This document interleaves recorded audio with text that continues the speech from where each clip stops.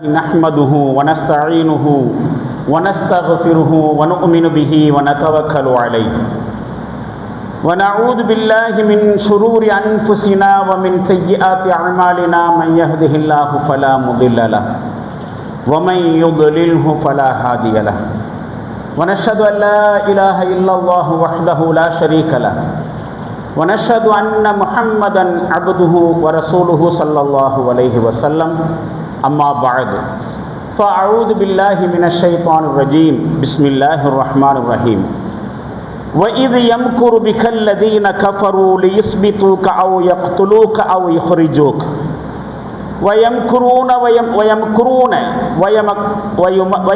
الله والله خير الماكرين وقال الله تعالى في آية أخرى وإن كادوا ليستفزونك من الأرض ليخرجوك منها وإذا لا يلبثون حلفك إلا قليلا صدق الله العلي العظيم. அகில உலகையும் படைத்து பரிபாலித்து ரட்சிக்கும் அல்லாஹுவுக்கே எல்லா புகழும் உரித்தானது. சலாத்தும் சலாமும் நபிகளார் ஸல்லல்லாஹு அலைஹி வஸல்லம் அவர்கள் மீதும் அவர்களது குடும்பத்தினர் தோழர் தொடர்ந்தோர் அனைவர் மீதும் உலகில் உள்ள மோமின்களான நல்லடியார்களான ஆண்கள் பெண்கள் அனைவரின் மீதும் குறிப்பாக அல்லாஹுவின் அருள் நாடி ஜும்ஆ தொழுகைக்காக அவனது இல்லத்தில் ஒன்று கூடியிருக்கும் நம் அனைவர் மீதும் என்னென்றும் நின்று நிலவட்டுமாக. கண்ணியத்திற்கும் மரியாதைக்கும் உரிய பெரியோர்களே, இளைஞர்களே, தாய்மார்களே, சகோதர சகோதரிகளே, இந்த வார ஜும்ஆ உரையினை 2 திருக்குரான் வசனங்களை முன்னிலைப்படுத்தி நாம் துவங்கலாம். அது இப்பொழுது நம்முடைய இந்திய சூழல் கடந்து கொண்டிருக்கக்கூடிய, குறிப்பாக இந்தியர்களுக்கு எதிரான சூழ்நிலை, அதிலும் குறிப்பாக இந்திய முஸ்லிம்களுக்கு எதிரான ஒரு சூழ்நிலை இந்தியாவை கவ்வி பிடித்து கொண்டிருக்கக்கூடிய இந்த சூழ்நிலையினுடைய பின்னணியிலே இந்த குர்ஆன் வசனங்களை நாம் முதலிலே கொஞ்சம் சிந்தனைக்கு எடுத்துக்கொள்ளலாம். திருக்குர்ஆன் ஷரீஃபிலே 8வது அத்தியாயத்தின் 30வது வசனம் இவ்வாறு கூறுகிறது: வைது யம்குரு பிக்கல்லதீன கஃபரு. மேலும் இந்த சந்தர்ப்பத்தையும் நினைத்து பாருங்கள். சத்தியத்தை நிராகரித்தவர்கள், காஃபிர்கள் உங்களுக்கு எதிராக சதித்திட்டங்களை உருவாக்கி கொண்டிருந்தார்கள். இறை நம்பிக்கையாளர்களை பார்த்து இறை தூதர் ஸல்லல்லாஹு அலைஹி வஸல்லம் அவர்களை முன்னிலைப்படுத்தி அல்லாஹ் சொல்லுகிறான், இந்த சந்தர்ப்பத்தை நினச்சி பாருங்க என்று துவங்கி, காஃபிர்கள், சத்தியத்தை நிராகரித்தவர்கள் உங்களுக்கு எதிரான சதித்திட்டங்களை உருவாக்கி கொண்டிருந்தார்கள். எதுக்கு? லியுஸ்பிதூக, உங்களை கைது செய்ய வேண்டும் என்பதற்கான சதித்திட்டம். அவ் யக்துலூக, அல்லது உங்களை கொலை செய்துவிட வேண்டும் என்பதற்கான சதித்திட்டம். அவ் யுஹ்ரிஜூக, அல்லது இந்த நாட்டை விட்டு உங்களை வெளியேற்றிவிட வேண்டும், நாடு கடத்த வேண்டும் என்பதற்கான சதித்திட்டங்களை அவர்கள் தீட்டிக் கொண்டிருந்த சந்தர்ப்பங்களை நினைத்து பாருங்கள். அதே நேரத்திலே வயம்குரூன, இவ்வாறாக அவர்கள் தங்களுடைய சதித்திட்டங்களை, சூழ்ச்சிகளை செய்து கொண்டிருந்தார்கள். வயம்குருல்லாஹ், அல்லாஹ்வும் தன்னுடைய சூழ்ச்சியை செய்து கொண்டிருந்தான். தொடர்ந்து வல்லாஹு கைருல் மாக்கிரீன், சூழ்ச்சி செய்பவர்களிலே அல்லாஹ் மிகச் சிறந்தவன் என்று முடிகிறது இந்த வசனம். இந்திய சூழ்நிலை இந்தியர்களுக்கும் இந்திய முஸ்லிம்களுக்கும் எதிராக இருக்கக்கூடிய, இந்தியர்களுக்கு எதிரான சதித்திட்டங்களை ஆட்சியாளர்கள் நடத்தி கொண்டிருக்கக்கூடிய, குறிப்பாக இந்திய முஸ்லிம்களை அவர்கள் என்ன செய்ய வேண்டும், இந்திய முஸ்லிம்களை குறித்து இன்றைக்கு இருக்கக்கூடிய இந்துத்துவ பாசிஸ்டுகள், ஆட்சியாளர்கள் எப்படிப்பட்ட நிலைப்பாட்டை எடுத்திருக்கிறார்கள் என்பதை இந்த மூன்று செய்திகள், இந்த வசனத்தில் சொல்லப்படுகிற 3 செய்திகள் நமக்கு உணர்த்துகின்றன. ஒன்று, உங்கள் அத்தனை பேரையும் அரெஸ்ட் பண்ணணும். இந்திய முஸ்லிம்கள் கைது செய்யப்பட வேண்டும், சிறையில் அடைக்கப்பட வேண்டும், அல்லது அவர்கள் அனைவரும் கொல்லப்பட வேண்டும். அழித்தொழிக்கப்பட வேண்டியவர்கள் இந்திய முஸ்லிம்கள். குறைந்தபட்சம் லியுஹ்ரிஜூக, அவர்கள் இந்த நாட்டை விட்டு உங்களை அப்புறப்படுத்த வேண்டும். அதற்காகத்தான் கடந்த காலங்களிலே குடியுரிமை சட்டம் என்கிற ஒன்றை கொண்டு வந்தார்கள். சிஏஏ என்கிற பெயரிலும் என்ஆர்சி என்கிற பெயரிலும் கடுமையான முறையிலே ஒரு ஒடுக்குமுறையை இந்திய முஸ்லிம்கள் மீது கட்டவிழ்த்து விடப்படுகிற சமயத்திலே அன்றைக்கு இந்திய முஸ்லிம்கள் வெகுண்டெழுந்தார்கள். இந்திய வரலாற்றிலேயே முஸ்லிம்கள் ஒரு விஷயத்திலே, அதுவும் குறிப்பாக நன்மையான விஷயத்திலே ஒன்று சேர்ந்தார்கள் என்று சொன்னால் அது ஷாஹின் பாக்குகள் என்று சொல்லக்கூடிய இந்திய குடியுரிமை பறிப்புக்கு எதிரான, இந்திய முஸ்லிம்களுடைய இருப்பை கேள்விக்குறியாக்கக்கூடிய சதித்திட்டங்களுக்கு எதிராக ஒன்று சேர்ந்ததுதான் இந்திய அளவிலே முஸ்லிம்கள் நல்ல விஷயத்துக்கு ஒன்று சேர்ந்த ஒரே விஷயம். கட்சி வேறுபாடுகள், அமைப்பு வேறுபாடுகள், மொழி வேறுபாடுகள், பிரதேச வேறுபாடுகள் என்ற எல்லா வகையான வேறுபாடுகளையும் தாண்டி ஒரு விஷயத்திற்காக இந்திய முஸ்லிம்கள் ஒன்று சேர்ந்தார்கள். கடுமையான முறையிலே இந்திய முஸ்லிம்கள் இந்த சூழ்ச்சிக்கு எதிரான நடவடிக்கையை மேற்கொண்டார்கள். அத்தோடு அல்லாஹ்வுடைய திட்டமும் அன்றைக்கு ஒன்று அரங்கேறியது. கோவிட்-19 என்கிற கொரோனா காலங்கள். அரசாங்கத்தினுடைய அந்த நடவடிக்கையை முடக்கி போடுகிற விஷயத்திலே கோவிட் என்கிற விஷயமும் சேர்ந்து கொண்டது. அதைத்தான் இங்கே நாம் பார்க்கிறோம். இன்றைய காலகட்டத்திலே இறக்கி வைக்கப்பட்டதை போல வயம் குருன, அந்த அவர்கள் சூழ்ச்சி செய்து கொண்டிருந்தார்கள். வயம் குருல்லா, அல்லாஹும் சூழ்ச்சி செய்து கொண்டிருந்தான். சூழ்ச்சி செய்பவர்களிலே அல்லாஹ் மிகச் சிறந்தவன் என்று இந்த வசனம் முடிவடைவதற்கு தகுந்த மாதிரி கடந்த காலங்கள் போயினது அப்படிங்கிற நமக்கு தெரியும். இன்னொரு செய்தியையும் நாம் தெரிந்து கொள்ள வேண்டும். இன்றைக்கு SIR என்று சொல்லக்கூடிய இந்திய அளவிலான வாக்காளர் தீவிர சீரமைப்பு பணி என்கிற ஒன்றின் அடிப்படையிலே அதே சிஏஏவை அல்லது என்ஆர்சியை நடைமுறைப்படுத்துவதற்கான சட்ட ரீதியான அணுகுமுறையோடு வருகிறார்கள். அன்றைக்கு சட்டத்திற்கு எதிரான நடவடிக்கைகள், இன்றைக்கு சட்டத்தின் உட்பட்டே அவர்கள் இதனை நடைமுறைப்படுத்தலாம் என்கிறார்கள். ஆனாலும் கூட இந்த SIR என்பது இப்பொழுதும் இந்திய அரசியலமைப்புக்கு எதிரான ஒரு நடவடிக்கை தான். அடுத்து வருகிற செய்திகளில் இருந்து நாம் அதனை தெளிவாக புரிந்து கொள்ள முடியும். இந்த பின்னணியிலே இந்த வசனத்தையும் பாருங்கள். இது 17வது அத்தியாயத்திலே 76வது வசனமாக இடம்பெறுகிறது. வயின் காது லயஸ்தஃபிஸூனக மினல் அர்ள், நபியே, இந்த மண்ணிலிருந்து உங்களுடைய பாதத்தை பெயர்த்திட வேண்டும்.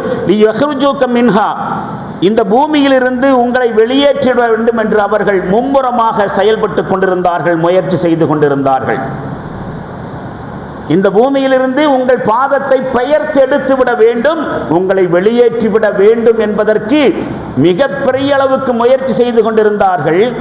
இதல்லா யல்பஸூன ஹல்ஃபக இல்லா கலீலா, ஆனால் அவர்கள் மட்டும் அப்படி செய்தால் உங்களுக்கு பிறகு அவர்கள் இங்கே அதிக காலம் தங்கியிருக்க முடியாது. இது மக்காவினுடைய பின்னணியிலே இறக்கப்பட்ட வசனம்தான். நபி ஸல்லல்லாஹு அலைஹி வஸல்லம் அவர்களையும் அவர்களை பின்பற்றியவர்கள் இறை நம்பிக்கை கொண்டவர்களையும் மக்காவை விட்டு வெளியேற்றுவதற்கு கடும் முயற்சி செய்தார்கள். அது நடக்கவும் செஞ்சுச்சு. மக்காவிலிருந்து மதீனாவுக்கு அவர்கள் புலம்பெயர்ந்து சென்றார்கள். ஆனால் அந்த சம்பவத்திற்கு பிறகு குறிப்பிட்ட வருடங்களிலே இந்த வசனத்தில் சொன்ன மாதிரி அல்லாஹ் நடத்தி காட்டினான். மக்காவை விட்டு யாரை அவர்கள் வெளியேற்றினார்களோ அவர்கள் மக்காவை ஆதிக்கம் செலுத்தக்கூடியவர்களாக மாறினார்கள். அந்த மக்காவாசிகள் முழுக்க முழுக்க மக்காவினுடைய முஸ்லிம்களை வெளியேற்றிய அவர்கள் மக்காவுடைய அதே முஸ்லிம்களுக்கு கீழாக மக்கா நகரம் வெற்றி கொள்ளப்பட்டு அவர்கள் முழுக்க முழுக்க முஸ்லிம்களுடைய ஆதிக்கத்தின் கீழ் வந்தார்கள். இந்த வசனத்தில் அல்லாஹ் என்ன சொல்றான்? அவங்க இந்த நாட்டை விட்டு உங்களை வெளியேற்றணும்னு நினைக்கிறாங்க, கடும் முயற்சி செய்கிறாங்க. ஒரு காலம் அப்படி நடந்தால் அதுக்கு பிறகு அவங்களும் இந்த பூமியில் ரொம்ப காலம் தங்கி இருக்க முடியாது என்று இந்த 2 வசனம் சொல்கிறானா இல்லையா? இந்த 2 வசனத்தையும் பின்னணியாக வைத்துக்கொண்டு என்ன நடக்கிறது நம்மை சுற்றி, அடிப்படையில் ஒரு 3 கேள்விகளை உங்களுக்கு முன்னால் எடுத்து வைத்தால் அந்த கேள்வியிலிருந்தே சூழல்களை நம்மால் விளங்கிக் கொள்ள முடியும். முதலாவதாக, ஏன் இந்திய அரசாங்கம் சட்டத்திற்கு புறம்பாக அவசரமாக குறுகிய காலகட்டத்திலே இந்த தீவிர வாக்காளர் சீரமைப்பு பணியை மேற்கொள்கிறது? என்ன சட்டத்திற்கு புறம்பாக? குறைந்தபட்சம் சட்டத்தின் அடிப்படையிலே இந்த வாக்காளர் சீர்திருத்த பணி என்பது எந்த பகுதியில் எலெக்ஷன் தேர்தல் நடைபெறுகிறதோ, குறிப்பாக இந்திய அளவிலே நடைபெறக்கூடிய தேர்தல்களுக்கு ஒரு வருஷத்துக்கு முன்னாடி இந்த சீரமைப்பு பணியை செய்யணும். இன்னும் தேர்தலுக்கு குறிப்பிட்ட நாட்கள், குறிப்பிட்ட மாதங்கள் மட்டுமே தான் இருக்கிறது. இவ்வளவு நெருக்கடியில், இவ்வளவு குறுகிய காலத்தில் இந்த எஸ்ஐஆர் என்கிற நடைமுறையை மேற்கொள்ளக்கூடாது. குறைஞ்சது ஒரு வருஷத்துக்கு முன்னாடி இந்த வேலையை பார்க்கணும்னு இந்திய அரசியலமைப்பு சட்டம் சொல்லுது. கான்ஸ்டியூஷன் ஆஃப் இந்தியா, இந்திய அரசியலமைப்பு சட்டம் சொல்லுது, எஸ்ஐஆர் பணியை மேற்கொள்ள வேண்டும் என்று சொன்னால் தேர்தலுக்கு ஒரு வருஷத்துக்கு முன்னாடி நடத்தணும். இப்போ ஒரு சில மாதங்களுக்கு முன்னாடி நடத்துகிறாங்க. அதுவும் ஒரே மாதம் மட்டுமே இதற்கான இடைவெளி கொடுக்கப்பட்டிருக்கிறது. இது அப்பட்டமான அரசியல் சட்ட மீறல். இப்போ சட்டத்திற்கு அப்பாற்பட்டு தான் இந்த வேலையை செய்கிறாங்க. ரெண்டாவது இன்னொரு முக்கியமான விஷயம் என்ன தெரியுமா? இதை குறித்து நாம் கேள்வி எழுப்புகிற பொழுது ஆளக்கூடியவர்கள் பிஜேபி அரசாங்கம் என்ன சொல்லுது? வாக்காளர் பட்டியலை சீரமைக்கக்கூடிய பணி என்று பிஜேபி சொல்லுகிறது. நல்ல விஷயம்தான், அதில் சந்தேகமே இல்லை, தேவையான விஷயம்தான்.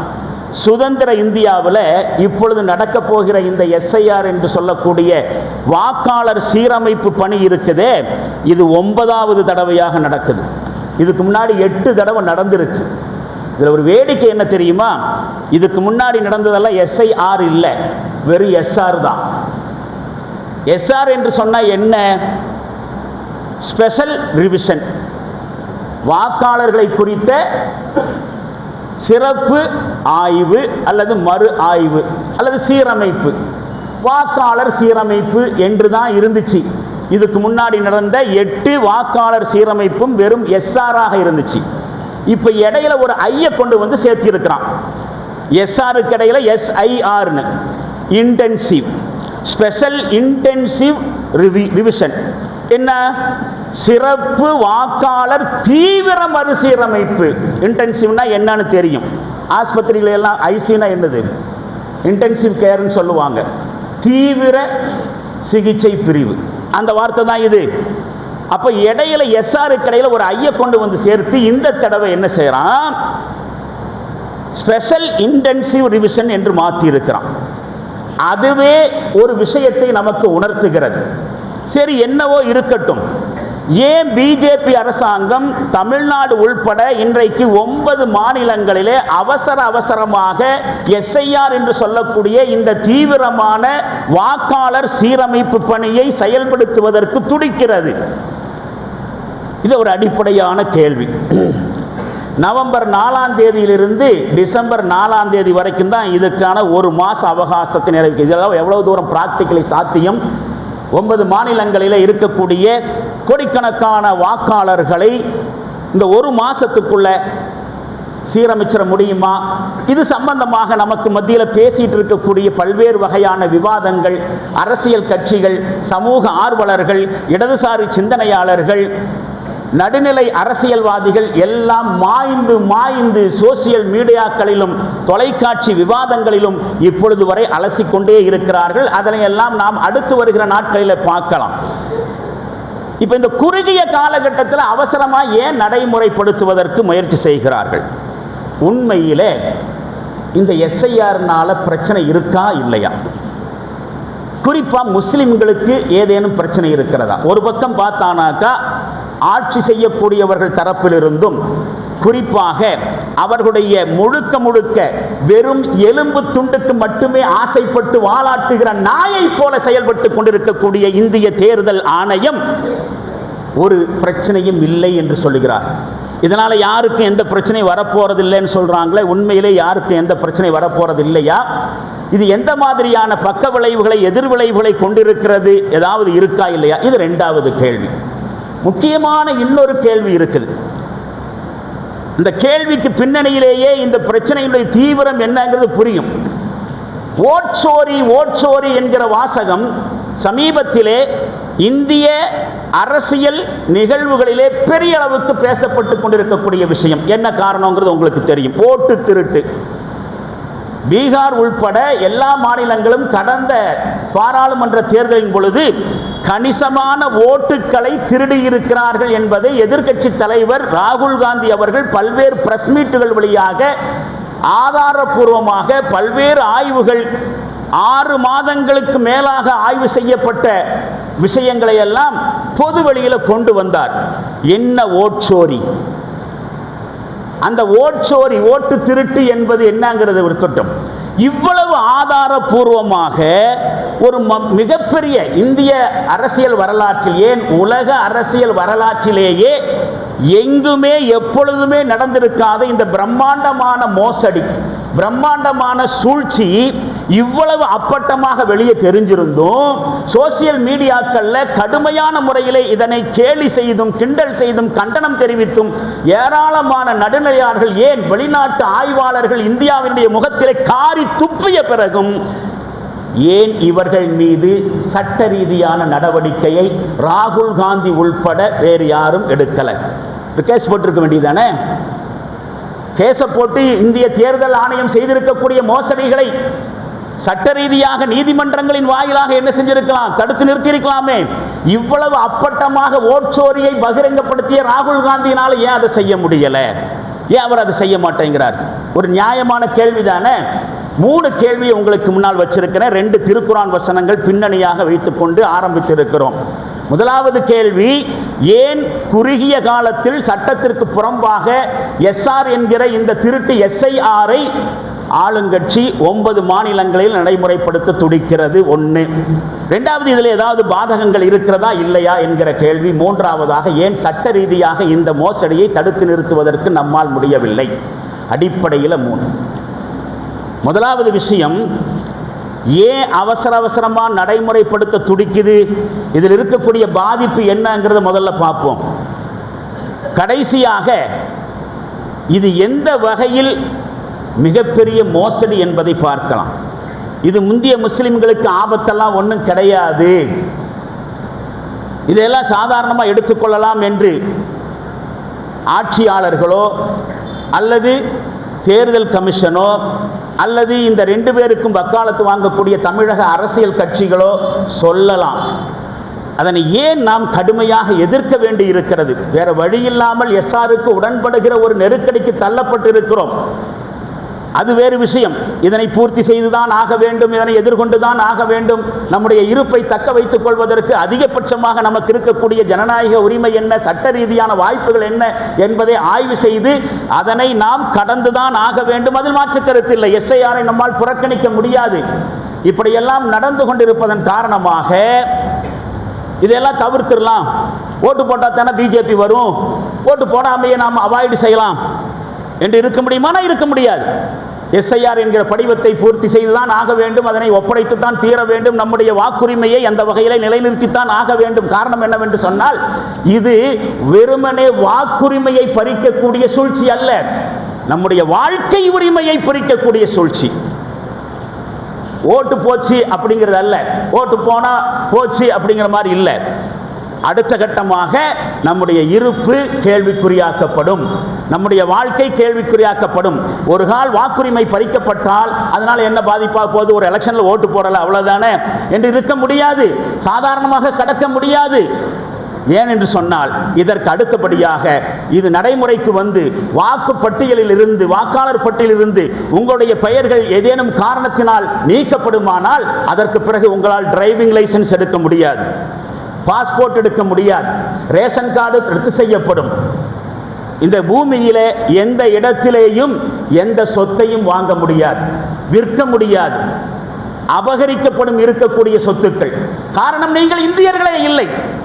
இந்தியர்களே இல்லை என்று ஆன பிறகு, சட்ட ரீதியாக வாக்காளர் உரிமையின் அடிப்படையில் நீங்கள் இந்தியர்கள் இல்லை என்று முடிவு செய்து விட்ட பிறகு உங்களுடைய சொத்துக்களை விற்பனை செய்ய முடியாது, வேற நாட்டுக்கு போக முடியாது. காசு இல்லாமல் பஞ்சை பராரிகளாக டிடென்ஷன் கேம்புகளில் அடைக்கப்படுகிற அகதிகளாகத்தான் மாற்றப்படுவார்கள். அப்ப ஏன் இதை எதிர்க்க வேண்டி இருக்கிறது என்று சொன்னால், இது நடைமுறைப்படுத்தப்பட்ட பீகாரினுடைய நிலைமையை கொஞ்சம் யோசனை செஞ்சு பார்க்கணும். எஸ்ஐஆர் நடைமுறைப்படுத்த பீகாரில் கடந்த ஜூலை மாதத்தில் அவசரமாக எல்லா சட்டங்களையும் காற்றிலே பறக்க விட்டு எலெக்ஷன் கமிஷன் எஸ்ஆரை நடைமுறைக்கு கொண்டு வந்துச்சு. அந்த பீகாரினுடைய வாக்காளர் பட்டியலை பங்களாதேஷ் ஊடுருவல்காரர்கள் இணைந்து விட்டார்கள். இதுதான் பீகாரில் எஸ்ஐஆரை நடைமுறைப்படுத்துவதற்கு, அதாவது தீவிர வாக்காளர் மறுசீரமைப்பு பணியை மேற்கொள்வதற்கு எலெக்ஷன் கமிஷன் மூலமாக சொல்லப்பட்ட காரணம், இந்தியர்கள் அல்லாத பங்களாதேஷ்காரர்கள், ஊடுருவல்காரர்கள், சட்டத்திற்கு புறம்பாக இந்தியாவுக்குள் பீகாரில் நுழைந்து விட்டவர்கள் அதிகமான பேர்கள் இருக்கிறாங்க. அவர்களுக்கெல்லாம் வாக்குரிமை கொடுக்கப்பட்டிருக்கிறது. அதனால அவர்களை எல்லாம் நீக்க வேண்டும். சரியாக சொன்னால் வாக்காளர் பட்டியலை சுத்திகரிப்பு செய்ய வேண்டும், ஃபில்டர் பண்ணணும். நல்ல விஷயம் தானே. ஊடுருவல்காரர்கள் வந்தா அவங்களை அக்செப்ட் பண்ண முடியாத, வெளியேற்றணும். ஊடகவியலாளர் செந்தில்வேல் அவர்கள் ஒரு கேள்வி வச்சார். சரி, ஏற்றுக்கொள்வோம். இந்த விஷயத்தில் நாம் என்ன செய்வோம், இந்திய அரசாங்கத்தோடு கைகோர்த்து கொள்ளலாம். கைகோர்த்து கொண்டு பங்களாதேஷ்காரர்கள் பீகார் வழியாக பீகாருக்குள்ள நுழைஞ்சிருக்காங்கன்னு சொன்னால் ஒன்று செய்வோம். ஏற்கனவே நடந்த பாராளுமன்ற தேர்தலில் இந்த பங்களாதேஷ் ஊடுருவல்காரர்களும் சேர்ந்து ஓட்டு போட்டுத்தானே மோடியை ஜெயிக்க வச்சாங்க. அப்போ கடந்த பாராளுமன்ற தேர்தலையே ரத்து செய்து மோடியை முதலில் பதவியில் இருந்து இறக்க வைப்போம், பிறகு மறு தேர்தல் செய்வோம். ஏனென்று சொன்னால் இந்தியாவை தவிர வேற்று நாட்டை சேர்ந்த பங்களாதேஷ்காரர்கள் ஓட்டு போட்டு எப்படி மோடியை பாரத பிரதமர் தேர்ந்தெடுக்கலாம்? ஒரு அந்நிய வாக்காளர்கள் நம்முடைய நாட்டினுடைய பாரத பிரதமரை தேர்வு செய்வது சரியில்லை அல்லவா? முதல்ல மோடி பதவி விட்டு இறங்கட்டும்னு செந்தில்வேல் அவர்கள் ஒரு கேள்வி வச்சார். இப்ப பங்களாதேஷ்காரர்கள் பீகாரில் ஊடுருவி இருக்கிறார்கள் என்கிற காரணத்தை வைத்துக் கொண்டுதான் கடந்த ஜூலை மாதத்தில் அவசரமா என்ன செஞ்சிச்சு, இந்திய தேர்தல் ஆணையம், எலெக்ஷன் கமிஷன் எஸ்ஐஆர் நடைமுறைப்படுத்துச்சு. அந்த அடிப்படையில் பீகாரினுடைய வாக்காளர்களை 65 லட்சம் பேரை பெயர் நீக்கம் செய்தார். 65 லட்சம் பேர். அதில் 22 லட்சம் பேர் இறந்து போயிட்டவங்களாம். செத்து போனவர்களுடைய பெயரும் வாக்காளர் பட்டியலில் இருக்குது. எத்தனை பேர்? மொத்தம் 65 லட்சம் பேர். அதில் 22 லட்சம் பேர் செத்து போனவங்க. 8 லட்சம் டூப்ளிகேட் ஓட்டு, இரட்டை வாக்கு வச்சிருக்கிறாங்க. அது மிச்சம் 35 லட்சம் பேர் எந்த அட்ரஸில் சொல்லப்பட்டிருக்கோ அந்த அட்ரஸில் இல்லை. வெளிமாநிலங்களில் குடி போயிட்டாங்க அல்லது வெளிநாட்டுக்கு மாறிட்டாங்க, என்ஆர்ஐயா மாறிட்டாங்க, வெளிநாட்டு வாழ் இந்தியர்களாக மாறிட்டாங்க. மறுபடியும் நீங்கள் கொஞ்சம் யோசனை பண்ணி பாருங்க. எலெக்ஷன் கமிஷனுடைய கணக்கு இதுதான். என்ன சொல்லி எஸ்ஐஆர் பீகாரில் நடைமுறைப்படுத்தினாங்க? பங்களாதேஷ் ஊடுருவல்காரர் இருக்கிறாங்க, அவங்கள ஃபில்டர் பண்ணணும். எலெக்ஷன் கமிஷனுடைய கணக்கு 65 லட்சம் பேரை நீக்கியாச்சு. அதில் 22 லட்சம் பேர் செத்து போயிட்டாங்க, 8 லட்சம் டூப்ளிகேட் வாக்கு, 35 லட்சம் பேர் வெளியூர்களில் போய் செட்டில் ஆயிட்டாங்க. இப்போ கொஞ்சம் யோசிச்சு பாருங்க, இந்த கணக்கில் சட்டவிரோதமாக குடியேறிய பங்களாதேஷ்காரங்க எங்க? ஒரு பங்களாதேஷ்காரனையாவது இந்திய தேர்தல் ஆணையம் இவங்கெல்லாம் ஊடுருவல்காரன்னு சொல்லிப்படி வெளியேற்றினாங்களா? ஒரு ஆளு கூட இல்லை. இவங்க கொடுத்த இந்த கணக்கில் 35 லட்சம் பேர் வெளி மாநிலத்துக்கு போயிட்டாங்க, வெளிநாட்டுக்கு போயிட்டாங்க, 8 லட்சம் டூப்ளிகேட் வாக்கள், 22 லட்சம் பேர் செத்துட்டாங்க. இந்த அளவுக்கு கணக்கெடுக்க தெரிஞ்சவங்கனால பங்களாதேஷ் ஊடுருவல்காரர்களான வாக்காளர்கள் இத்தனை பேர் என்று பட்டியல் கொடுத்தாங்களா? இல்லை. ஏன் கொடுக்க முடியல அப்படின்னு எலெக்ஷன் கமிஷனை கேள்வி கேட்டா இந்த நிமிஷம் வரைக்கும் அதுக்கு எலெக்ஷன் கமிஷன் பதில் சொல்லலே இல்லை. அப்ப இதிலிருந்து தெளிவா தெரிய வர்ற விஷயம், வாக்காளர் பட்டியலை சீரமைக்கிறதோ பொய்யான வாக்காளர்களை நீக்கிறதோ இல்லை. அந்த பெயரை சொல்லிட்டு அவர்கள் ஓட்சோரி நடத்துவதற்காக மட்டுமே இந்த எஸ்ஐஆரை கொண்டு வந்தாங்கிறது பீகாரில் தெளிவாக இருக்கு. காரணம், அதையும் ராகுல் காந்தி தெளிவாக பிரஸ் மீட்டில் சொன்னார். 22 லட்சம் பேர் செத்துட்டு தான் சொன்னீங்களே, நீங்க சொன்ன செத்தவர்கள் எல்லாம் இப்பொழுது உயிரோடு வந்திருக்கிறாங்கன்னு சொல்லி மேடையிலேயே ஏற்றி காமிச்சாரா இல்லையா? இதையெல்லாம் இந்தியா பார்க்கத்தானே செஞ்சிச்சு. அப்போ இது எஸ்ஐஆர் என்பது ஒரு நல்ல நோக்கத்தின் அடிப்படையில் இது வழக்கமாக நடக்கிற ஒரு ப்ராசஸ் தான். இதுவரைக்கும் 8 தடவை இந்த ப்ராசஸ் நடந்திருக்கு. இது 9வது எஸ்ஐஆர் பிரச்சனை தான் அப்படின்னு சொல்றதுக்கு இல்லை. அப்படியே செய்வதாக இருந்தால் ஒரு வருஷத்துக்கு முன்னாடி இந்த வேலையை பார்த்துருக்கணும். பீகார் மாதிரியே அவசரமாக தமிழ்நாடு உட்பட பண்ற மாநிலங்களில் இப்போ அவசரமாக துடிக்கிறதுக்கு காரணமும் ஒரே காரணம். அது என்ன காரணம்? யாரெல்லாம் தனக்கு வாக்களிக்க மாட்டார்கள் என்கிறார்களோ அவர்களை மட்டுமே குறிவைத்து நீக்கப்பட்டிருக்கிறார்கள் 65 லட்சம் வாக்காளர்கள். அதே மாதிரி மற்ற மாநிலங்களிலும் பிஜேபிக்கு வாக்களிக்க மாட்டார்கள் என்கிற முஸ்லிம்கள் உள்பட அத்துணை பேரையும் வாக்காளர் பட்டியலிருந்து நீக்கம் செய்வது ஒன்று மட்டுமே இதனுடைய குறிக்கோள். வெளிப்படையான வார்த்தையில் சொல்வதானால் என்ஆர்சியை வேறொரு வடிவத்திலே நடைமுறைப்படுத்துவதற்கான முயற்சியை தவிர வேறு ஒன்றும் இல்லை. இப்போ நாம் அடுத்து ஒரு முக்கியமான விஷயத்தை சொல்லிட்டு இந்த சூழ்ச்சியை என்ன நடக்குது நம்மை சுற்றி அப்படிங்கிறது. ஏன் ராகுல் காந்தி இவ்வளவு ஆதாரங்களை வைத்துக் கொண்டும் கூட தேர்தல் ஆணையத்தின் மீது கேஸ் போட முடியல? ஏன் அந்த வகையில் மக்கள் மத்தியில் இதை கொண்டு வந்து சட்ட ரீதியான நடவடிக்கையை ஏன் எடுக்க முடியல? இது ஒரு முக்கியமான கேள்வி. அதுக்கு பின்னாடி எவ்வளவு பெரிய சூழ்ச்சியை இவர்கள் செய்கிறார். அந்த வசனத்தில் சொன்ன மாதிரி எம்குரோன் அவர்கள் சூழ்ச்சி செய்து கொண்டு இருக்கிறார்கள். அல்லாவும் ஒரு பக்கம் சூழ்ச்சி செஞ்சிட்டு இருக்கிறான். அல்லாஹ் என்ன செய்வான்? இந்த பிரச்சனையை நாம் எப்படி எதிர்கொள்ளணும், இதிலிருந்து மீள்வது எப்படி, யார் மூலமாக இந்த பிரச்சனையிலிருந்து நமக்கு தீர்வு கிடைக்கும், மீட்சி கிடைக்கும், இந்த நடவடிக்கையில் எஸ்ஐஆர் என்கிற நடவடிக்கையினுடைய இறுதியில் வெல்லப்போவது இந்த பிஜேபி அரசாங்கமா, பாசிஸ்டுகளா, இல்லை இந்திய முஸ்லிம்களா? இதற்கான கேள்விகள் அடுத்த வாரம் இன்ஷா அல்லாஹ் சொல்லலாம். இப்போ நம்மை சுற்றி என்ன மாதிரியான சதிவலைகள் பின்னப்படுகிறது என்பதற்கான ஒரு விழிப்புணர்வு மட்டும்தான் இந்த வார ஜும்மா உரை. நம்முடைய அரசியலமைப்பு சட்டம் இருக்குதே, இந்தியன் கான்ஸ்டிடியூஷன், இந்திய அரசியலமைப்பு சட்டம், அது எல்லா குடிமக்களுக்கும் ஒரே மாதிரியானதாகத்தான் அமைக்கப்பட்டிருக்கு. அந்த அடிப்படையில் ஒரு முக்கியமான விஷயம் யூனிஃபார்ம் கிரிமினல் கோட் அப்படின்னு ஒன்று இருக்கு. அரசியலமைப்பு சட்டத்தினுடைய இது எல்லா மக்களுக்கும் சட்டம் பொதுவானது, அதுதான் கருத்து. பொது குற்றவியல் சட்டம். கொஞ்ச நாளைக்கு முன்னாடி இதே அரசாங்கம் முஸ்லிம்களுக்குன்னு தனியாக சிவில் கோடு இருக்கக்கூடாது, குடிமை சட்டம் இருக்கக்கூடாது. அது என்ன? இவர்கள் இந்தியர்களாக இருந்து கொண்டே வேறொரு குடிமையியல் சட்டம், அவங்களுக்கு என்ன தனியாக ஸ்பெஷல் மேரேஜ் ஆக்ட், அவங்களுக்கு என்ன தனியாக பர்சனல் லா, முஸ்லிம் தனியார் சட்டம் ஒன்று இருக்கு, அதெல்லாம் முடியாது. காமன் சிவில் கோடுன்னு ஒன்று கொண்டு வரணும், பொது சிவில் சட்டம்னு ஒன்று கொண்டு வரணும்.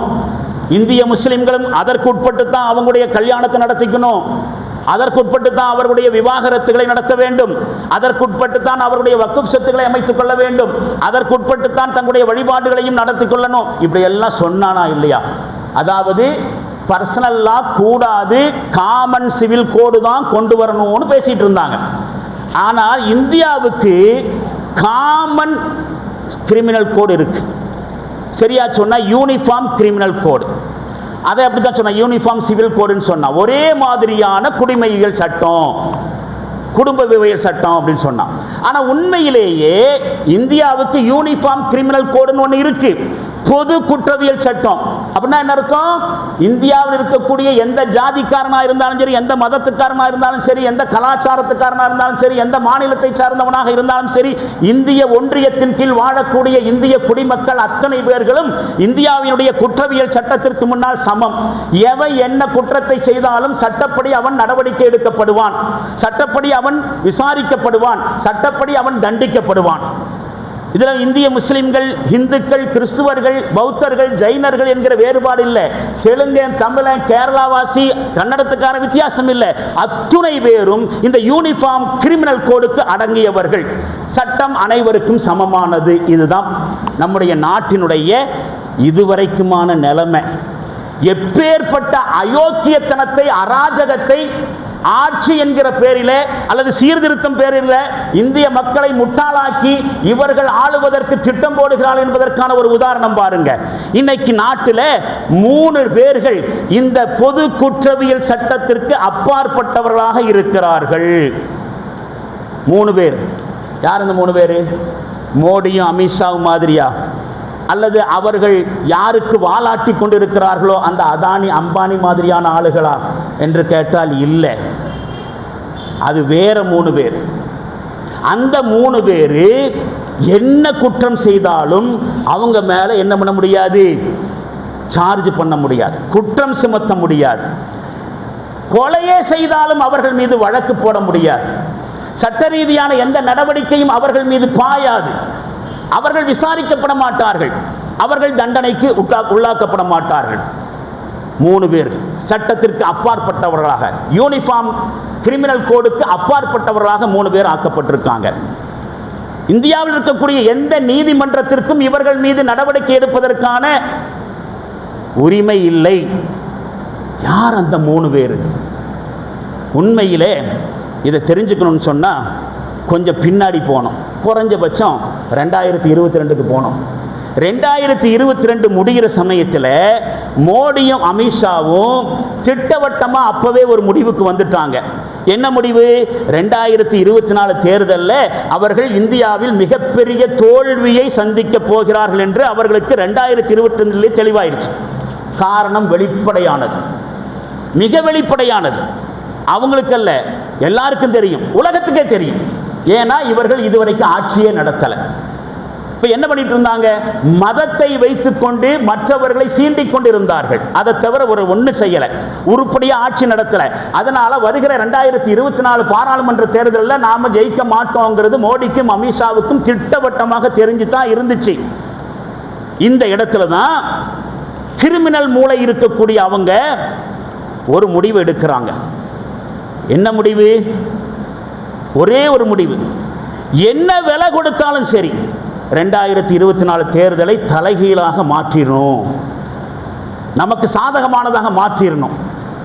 நமக்கு எதிராகவே இந்தியர்கள் அத்தனை பேர்களும் ஓட்டு போட்டாலும் ஆட்சியை விட்டு கொடுக்க முடியாது, அதுக்காக வேண்டி எதை வேண்டுமானாலும் செய்யலாம்னு அவங்களுடைய கிரிமினல் மூளை வேலை செய்ய ஆரம்பிச்சு. அதுக்காக வேண்டி அவங்க தேர்ந்தெடுத்த கூட்டாளி அப்ப இருந்த chief election commissioner Rajiv Kumar. நல்ல தெளிவாக தெரிஞ்சுக்குங்க, ஜும்மா மேடையில் என்ன அரசியல்னு கேட்கக்கூடாது. நம்மை சுற்றி என்ன நடக்குதுங்கிறது தெரிஞ்சால் தான் அடுத்த ஸ்டெப்பு நம்மளால் எடுத்து வைக்கவே முடியுங்கிறதுக்காக தான் நாம் சொல்ல போகிறோம். எதுவும் குரான் ஹதீஸுக்கு அப்பாற்பட்ட செய்திகள் அல்ல, நடப்பு செய்திகள். குரான் ஹதீஸின் பின்னணியில் எதிர்கொள்ள வேண்டிய, வெற்றி கொள்ள வேண்டிய பிரச்சனை. அதனால் என்ன நடக்கிறதுன்னு தெரிஞ்சாகணும். இப்போ என்ன செஞ்சாங்க? அதுக்கு அன்றைக்கு இருந்த தலைமை தேர்தல் ஆணையாளர் ராஜீவ்குமார் அந்த ஆளை செலக்ட் பண்ணுறாங்க, வச்சுக்கிட்டாங்களா. 2023 மார்ச்சில் சுப்ரீம் கோர்ட்டு ஒரு முக்கியமான தீர்ப்பை வந்து வெளியிட்டுச்சு. என்ன தீர்ப்புன்னு சொன்னால், இனிமேல் சீஃப் எலெக்ஷன் கமிஷனரை தேர்வு செய்வதாக இருந்தால் பாரபட்சம் இல்லாத ஒரு பேனல், ஒரு கமிட்டி தேர்வு செய்யும். எந்த பக்க சார்பும் இல்லாத, யார் பக்கமும் சாராத 3 பேர்கள் கொண்ட ஒரு குழு தான் சீஃப் எலெக்ஷன் கமிஷனை என்ன செய்யும்? தேர்வு செய்யும். யார் அந்த 3 பேர்? ஒன்று பிரைம் மினிஸ்டர் என்று சொல்லக்கூடிய பிரதமர். இந்த நரேந்திர மோடிக்கு என்ன இன்சியல் நமக்கு தெரியாது, ஆனால் ஒட்டுமொத்த இந்தியர்களுக்கான இன்சியல் சொன்னாக்கா அவர் PMI, prime minister of India. ஆனால் அவர் இன்னைக்கு பிரைம் மினிஸ்டர் ஆஃப் PMI இல்லை, பிரைம் மினிஸ்டர் ஆஃப் இந்தியா இல்லை, PMH, prime minister of Hindutva. அப்படித்தான் நம்ம சொல்லணும். அப்போ உச்சநீதிமன்றம் என்ன செய்யுது? 2023 ஒரு பேனலை செலக்ட் செய்யணும். ஒன்று யாருக்கு எதுக்கான பேனல்? அது தலைமை தேர்தல் அதிகாரி யார் என்பதை முடிவு செய்வதற்கான குழு. அந்த குழுவினுடைய முதல் ஆசாமி பிரைம் மினிஸ்டர், பிரதமர். 2வது உச்சநீதிமன்ற தலைமை நீதிபதி, சீஃப் ஜஸ்டிஸ். 3வதாக எதிர்க்கட்சி தலைவர். இவர்கள் எந்த இடத்துக்கும் சாதகமாகவும் பாதகமாக இருக்காமல் நடுநிலைமையாக இருக்கணும். இவர்களை கொண்ட ஒரு தேர்வு குழு, செலெக்ஷன் கமிட்டியை அறிவிச்சது உச்சநீதிமன்றம். இது மோடி அமித்ஷா போட்ட திட்டத்துக்கு ஒரு பெரிய அடியாக விழுந்துச்சு. இந்த பிரச்சனையை ஃபேஸ் பண்ணுறதுக்காக வேண்டி பிஜேபி அரசாங்கம் பாராளுமன்றத்தில் ஒரு மசோதாவை தாக்கல் செய்கிறதுக்கு முடிவெடுக்குது. இந்த சூழ்ச்சியான திட்டத்தை நடைமுறைப்படுத்துவதற்காக ராஜீவ்குமார் அப்படிங்கிற புதிய ஆள் இப்போ இருக்கார் இல்லையா, அந்த மாதிரி ஆள் என்ன செய்கிறாரு, ஒரு எல்லாரையுமே திடுக்கிட செய்யக்கூடிய ஒரு டிமாண்டை மோடி குழுவுக்கு முன்னாடி வைக்கிறான். என்னன்னு, 2024 தேர்தலை நீங்க சொல்ற மாதிரி நான் நடத்தி காட்டுறேன், நீங்க என்ன எதிர்பார்க்கிறீர்களோ. அவங்க என்ன சொன்னாங்க, நாம நிச்சயமா தோத்து போயிடுவோம் தெரியும், ஆனாலும் கூட 2024 நாம விட்டு கொடுக்க முடியாது, நாம தான் ஜெயிச்சாகணும் அப்படிங்கிற ஒரு முடிவை எடுக்கிறதுனால இல்லையா, அதுக்காக வேண்டி அந்த ஆளை தேர்ந்தெடுத்தாங்களா இல்லையா.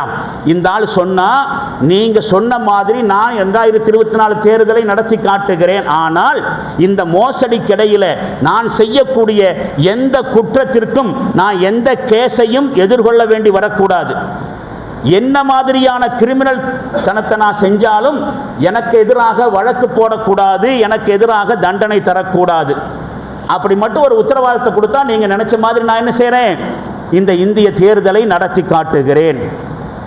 இதனை தொடர்ந்துதான் தன்னுடைய சுயநலத்துக்காக வேண்டி ஒட்டுமொத்த நாட்டையும் இந்தியர்களையும் மோசடி செய்வதற்கு, ஏமாற்றுவதற்கு தயங்காத சுயநலவாதி மோடி தயாராகிறாங்க. 2023 ஆகஸ்ட் மாதத்தில் கொண்டு வந்த ஒரு மசோதாவில் இப்படி ஒரு விஷயத்தை கொண்டு வந்தாங்க. என்ன அந்த விஷயம் அப்படின்னு கேட்டால், எலெக்ஷன் கமிஷனரை தேர்ந்தெடுக்கக்கூடிய குழு ஒன்று நிச்சய உச்ச நீதிமன்றம், அந்த குழுவிலிருந்து இந்த போஸ்ட் எடுத்தாங்க.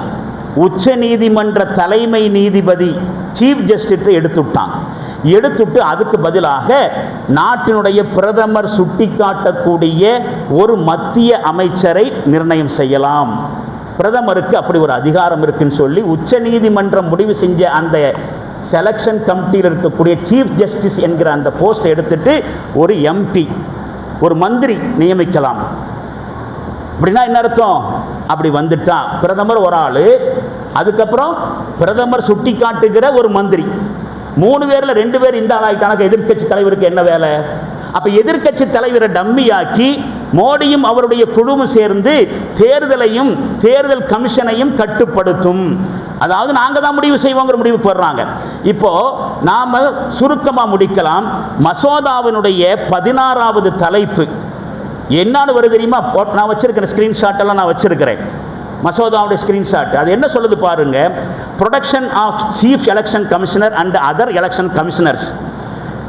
தேர்தல் ஆணையத்தினுடைய தலைமை ஆணையாளரும் மற்ற ஆணையாளர்களுக்கும் பாதுகாப்பு கொடுக்கிறது அப்படிங்கிற தலைப்பு கீழே என்ன கொண்டு வர்றாங்க, அதனுடைய இங்கிலீஷ் வெர்ஷன் இருக்கு, நேரம் இல்லை. Election chief commissioner, election chief commissioner மற்ற கமிஷனர்கள் எல்லாம் சொல்லாலேயோ செயலாலேயோ எந்த திருட்டுத்தனத்தை செய்தாலும் அவர்களுக்கு எதிராக இந்தியாவில் எந்த நீதிமன்றத்தினாலும் வழக்கு பதிவு செய்வதற்கோ நடவடிக்கை எடுக்கவோ முடியாது என்கிற மசோதாவை தாக்கல் பண்றாங்க. அப்படின்னா என்ன அர்த்தம், அவர்கள் ஒரு கிரிமினல் குற்றத்தில் ஈடுபட்டால் அவர்கள் மீது எந்த சட்ட நடவடிக்கையையும் நீதிமன்றத்துக்கு எடுக்க முடியாது. எந்த நீதிமன்றத்துக்கு எடுக்க முடியாது? 2023 டிசம்பர் பாராளுமன்றத்தினுடைய குளிர்கால கூட்டத்தொடரில் இந்த மசோதாவை பாராளுமன்றத்தினுடைய 2 சபையிலையும் இவர்கள் தாக்கல் செஞ்சாங்க. என்ன நடந்துச்சு என்று கேட்டால், இங்கே தான் நம்ம பார்க்கணும். 2024 ஜனவரி 2ஆம் தேதி நடக்க இருக்கக்கூடிய இந்த ஜனநாயகத்துடைய கழுத்தின் மீது கத்தி வைக்கக்கூடிய அந்த சட்டத்தை அரசு கெஜெட்லையும் வெளியிடுறாங்க. தொடர்ந்து 2024 மார்ச்சில் எலெக்ஷன் கமிஷனர்கள் ஒருவரான அந்த அருண் கோயல் அவர் என்ன செய்கிறாரு, தான் கண்ணு முன்னாடியே நடக்கக்கூடிய இந்த அக்கிரமத்தை பார்த்துட்டு இருக்க முடியாமல் அவர் ராஜினாமா பண்ணுறார். பேப்பரில் வந்துச்சு, நியூஸு தொலைக்காட்சிகள்லாம் வந்துச்சு. அருண் கோயல்னு ஒரு எலெக்ஷன் கமிஷன் இருந்தார், தான் கண் முன்னாடியே இப்படி நடக்கிறத பார்த்து ராஜினாமா பண்ணோன்னே அவங்களுக்கு இன்னும் கொஞ்சம் நிலைமை சாதகமாக போச்சு. உடனே மோடி தன்னுடைய 2 டம்மிகளை எலெக்ஷன் கமிஷனுடைய இடத்துல பதவியில் அமர்த்தினார், திட்டமிட்டு நடைமுறைப்படுத்தினார். இப்படித்தான் 2024 பார்லிமெண்ட் தேர்தல் அப்படிங்கிற நாடகம் இப்போ நடந்துகிட்டு இருக்கு. கள்ள ஓட்டுகளாக இருக்கட்டும், ஓட்டுக்களை நீக்குவதாக இருக்கட்டும், எஸ்ஐஆர் என்கிற நடவடிக்கையாக இருக்கட்டும், அவசரமாக எடுக்கிறதா இருக்கட்டும், ஓட்சோரியாக இருக்கட்டும், 65 லட்சம் வாக்காளர் நீக்கிறதா இருக்கட்டும், எல்லாமே இந்த நடவடிக்கை. சரி, இவ்வளவு இருந்துட்டும் ஏன் சட்ட ரீதியாக நடவடிக்கையை இந்த குற்றங்களை எல்லாம் அம்பலப்படுத்திய ராகுல் காந்தினால் எடுக்க முடியல? சட்ட ரீதியாக கேஸை போட முடியாதுங்கிறது ஒன்று ஆக்கிட்டாங்க மசோதாவின் மூலமாக. இனி அதையும் தாண்டி போட்டால் என்ன நடக்கும் அப்படின்னு பார்த்தா, இந்த விஷயத்திற்கு மோசடிங்கிற அடிப்படையில் இப்போ போயிட்டு இருக்கு. கேஸை போட்டால் அது சட்ட ரீதியாக நடவடிக்கை மாறிடும். கேஸின்னு ஒன்று வந்துட்டு அது விசாரணைக்கு வரும். வந்த பிறகு முடிவு என்ன பண்ணுவாங்க? கேஸை தள்ளுபடி விட்டுட்டு சட்ட ரீதியாக ஆக்கிடுவாங்க. அது வரைக்கும் கேஸை போடாமே இது மோசடி என்கிற ரீதியிலேயே கொண்டு போவோம் என்பதுதான் ராகுல் காந்தியுடைய கணக்கு. அது மட்டுமல்ல, இந்த எஸ்ஐஆருக்கு எதிராக சென்னை மாநில வழக்காடு நீதிமன்றத்தில் ஒரு வக்கீல் கேஸ் போட்டார். எல்லாம் படிச்சிங்களா இல்லையான்னு தெரியல. அந்த வழக்கை தள்ளுபடி செஞ்சது மட்டுமல்ல, வழக்கு போட்டதற்காக 1 லட்சம் ரூபாய் அபராதத்தையும் நீதிமன்றம் நியமித்தது. அப்படின்னா எலெக்ஷன் கமிஷன் மேலே எந்த நடவடிக்கையும் எடுக்க முடியாது, சட்ட நடவடிக்கை எடுக்க முடியாது. இதுதான் நம்மை சுற்றி நடந்து கொண்டிருக்கக்கூடிய இப்போதைய மிகப்பெரிய சூழ்ச்சி. அன்பானவர்களே, நேர குறைவின் காரணமாக இந்த சூழ்ச்சி, இதை எப்படி எதிர்கொள்வது? வெற்றி யார் கையில்? இதையெல்லாம் இன்ஷா அல்லாஹ் வரும் வார ஜும்மா உரையிலே முக்கியமான சில விவகாரங்களின் அடிப்படையிலே தெரிந்து கொள்வோம். தெரிந்து கொண்ட விஷயங்களின் அடிப்படையிலே மிக மிக எச்சரிக்கையாக கவனத்தோடு இந்த எஸ்ஐஆரை அணுக வேண்டும். அதற்காக வேண்டிய சில ஏற்பாடுகள் இருக்கின்றன. ஜும்மா தொழுகைக்கு பிறகு சின்ன வகையில் ஒரு அறிவிப்பு செய்யப்படும். புரிந்து கொண்டு செயல்படக்கூடிய நல்ல ஒரு வாய்ப்பை அல்லாஹு ஜல்ல ஷானுஹு தஆலா நம் அனைவர்களுக்கு நிறைவாக தந்தருள்வானாக. வாஹிர் தாவானா அல்ஹம்துலில்லாஹி ரப்பில் ஆலமீன். பாரக்கல்லாஹு லனா வலக்கும் ஃபில் குர்ஆனில் அஸீம் வனஃபஅனா வ இய்யாக்கும் பில் ஆயாத்தி வ ذிக்ரில் ஹக்கீம். இன்னஹு தஆலா ஜவாதுன் கரீமும் மலிக்கும் பர்ருர் ரഊஃபுர் ரஹீமுன் வ ரப்புன் ஹலீம்.